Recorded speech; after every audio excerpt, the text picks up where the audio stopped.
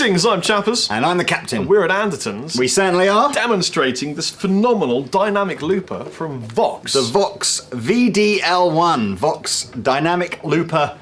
And I'm quite pleased with how this has come out because I first heard that Vox were going to do a looper back in January.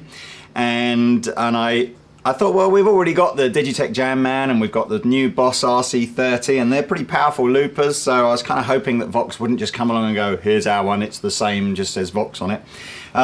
They came and plus one it, didn't they, Lee? Well, I don't know about plus one it. They've just kind of said, look, let's just do it a bit differently. The great strength of the Digitech and the Roland or the Boss loopers is that they now come with hours and hours of internal memory time for you to create and store dozens and dozens of loops.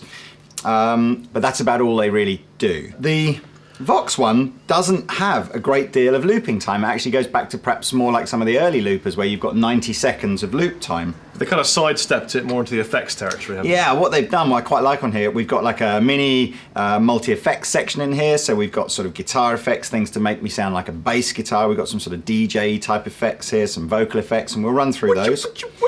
We've got quite a lot of effects that we can apply to the loop. So again, if we want to, have some fun messing around with the actual loops.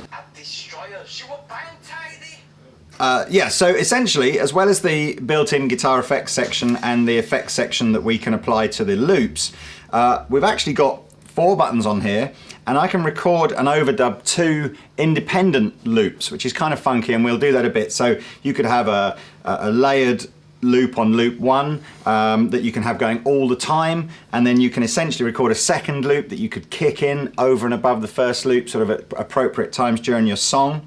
We've got this funky kind of wah pedal on the outside here which can be assigned to control lots of different things, but predominantly to control the volume of the different loops that you're recording.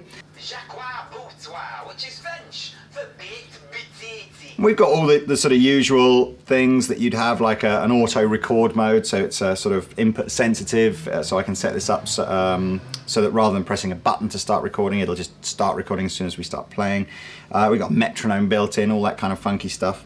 And what we have got is we've got 50 memory locations, but they're not memory locations for storing loops in, they're memory locations for storing your effects in. So again, the idea being is you could start recording a loop with a dry guitar sound, and then whilst that loop is playing, you could say, let's change that to a bass sound, and then overdub that loop with a bass sound, and so on.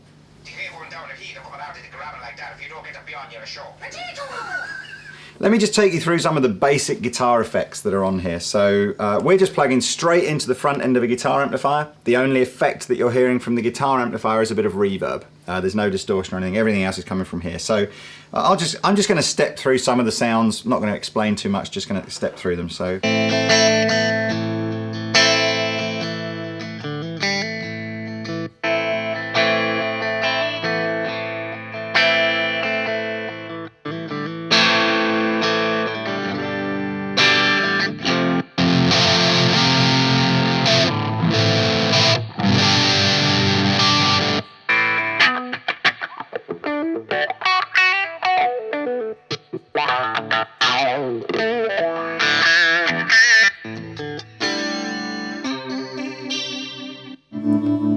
This'll. Oh, that's cool. That's cool.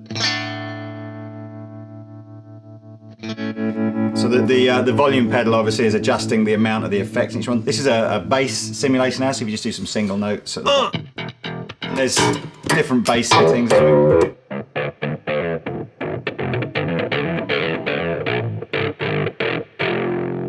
Quite cool. The next one is acoustic simulators.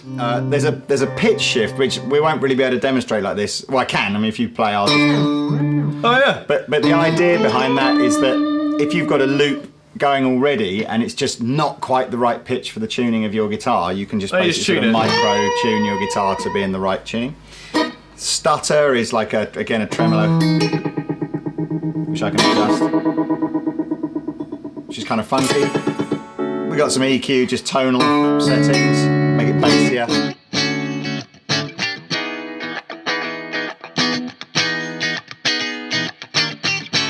We got some delay settings. So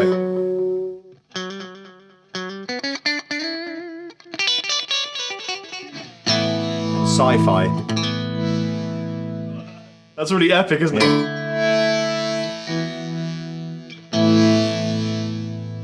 So, and the idea is you basically, you choose the one of those that you like, you store it as a memory location, and as you're building your loops up, you can just bring back the effect you want. So you could always have a bass sound, an acoustic sound, a lead sound, whatever you need. I thought the idea was that you made a drum set from a bucket and a hammer. You used your sound engineer to lay down some fat, juicy plastic grooves, hired a South African session guitarist to play some bluesy guitar, and then Catman and I laid down some loosey lead. I don't think we could pull that together, could we? Well, only in an Andertons dream. Dream, dream, dream, dream. Hello? I'm Stick. I escaped for the day. 3, 4.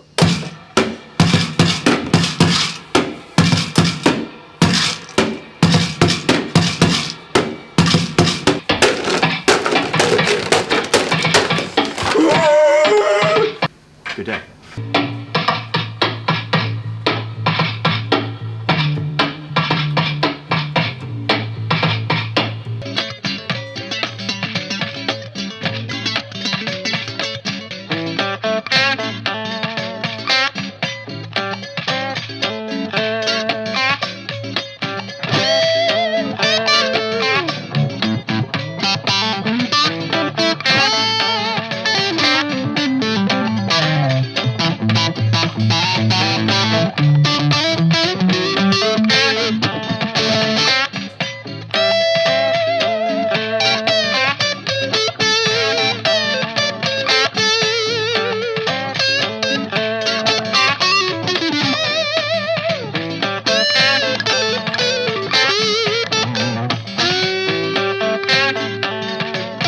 Out of the dream.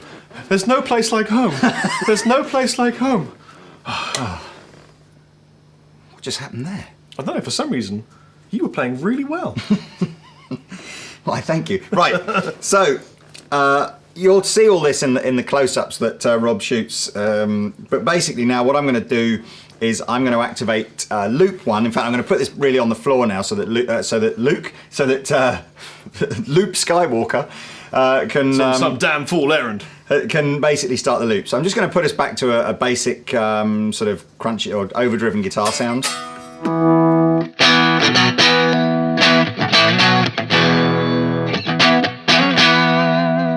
And I want you to be thinking in your mind now of something that you can lay down that's going to have a rhythm part, a bass guitar part, and a lead solo part. All right?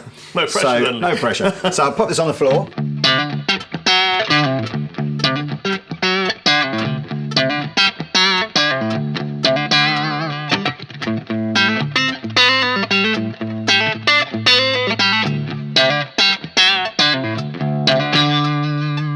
So we've got a loop. I'll turn the metronome off because you don't really need the metronome anymore. And I can start that loop anytime, or I can stop it. So what I want to do now, and this is the cool bit, because this is what you can't normally do on other loop pedals. I'm going to take a bass sound. So let's get a bass sound. Like a nice dirty grungy bass sound.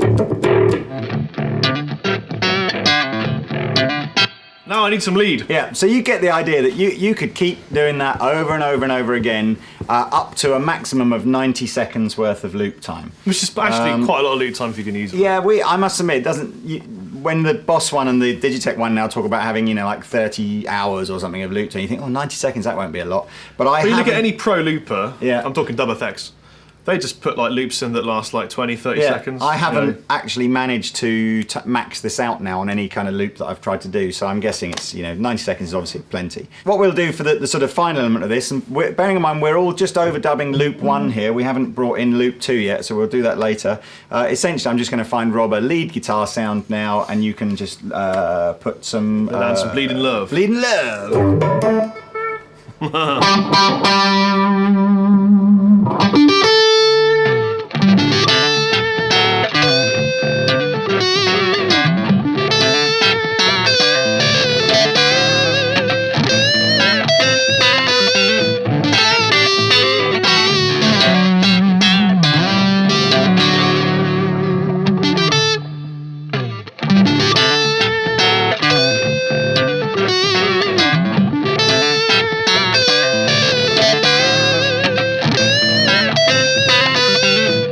Sonny, was that any good?